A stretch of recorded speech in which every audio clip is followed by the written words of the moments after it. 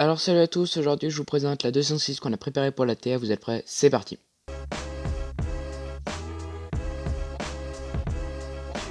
Alors on l'a acheté déjà toute, elle était déjà, il y avait plus les sièges, plus les tapis de sol et tout.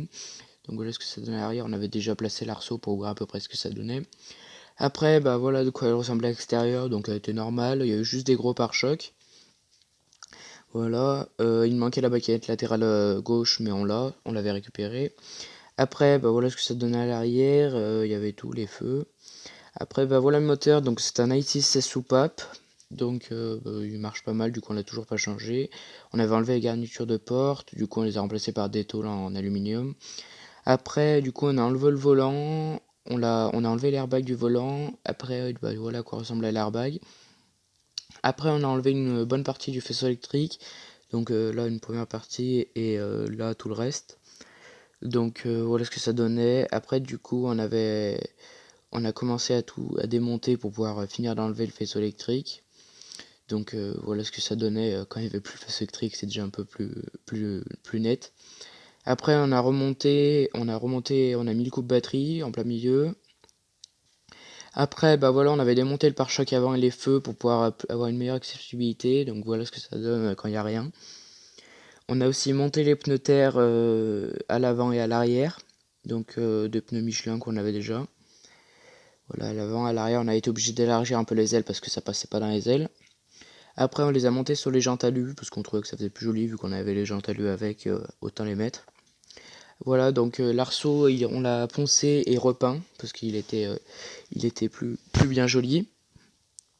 Après, du coup, bah, on a fait une fenêtre comme ça pour pouvoir faire un peu joli et pour pouvoir ouvrir la fenêtre. Vu que c'est une fenêtre un peu plexiglas, de toute façon, on pouvait plus ouvrir. Après, du coup, on a mis le réservoir à l'arrière. Allez voir sur une autre vidéo pour pouvoir voir comment on l'a mis, voilà. Après, bah, voilà la durite qui va jusqu'au moteur. Voilà le moteur, donc du coup, bah, hop. Dessous, il y a le sabot moteur, donc là, normalement, il y a une tôle, mais elle y est pas. Donc après, bah, du coup, on a fait des ouïes pour pouvoir faire rentrer l'air, parce qu'il y a le radiateur dans le coffre, comme on peut le voir sur cette photo. Donc un radiateur de Volvo avec deux ventilateurs. Alors là, il y a les feux qu'on n'a pas en gris pour pouvoir faire un peu plus joli, parce qu'ils étaient tout rayés. Donc bah, là, on revoit les ouïes. Après, bah, du coup, bah, là, on voit le radiateur de l'intérieur, les radiateurs de derrière. Et du coup, bah, vu que l'air s'échappe par derrière, on a fait des trous à la cycloche dans la fenêtre arrière en plexiglas qu'on a monté pour voir que l'air puisse mieux sortir. Donc voilà ce que ça donne. Bon, du coup, devant, on voit la caisse avec le réservoir qui est dedans. Donc là, le réservoir pour l'eau du radiateur. Là, la batterie qui est à la place du copilote avec le réservoir d'eau pour pouvoir alimenter l'eau pour nettoyer le pare-brise. Après, du coup, on a attaché le capot avec des petites attaches comme ça. On a mis les anneaux de remorquage avant et arrière, donc avant, qui peut se replier pour éviter de s'accrocher dedans. Et avec la petite flèche rouge. Là, il y a un crochet pour tenir le pare-choc arrière, le, le, le coffre, pardon.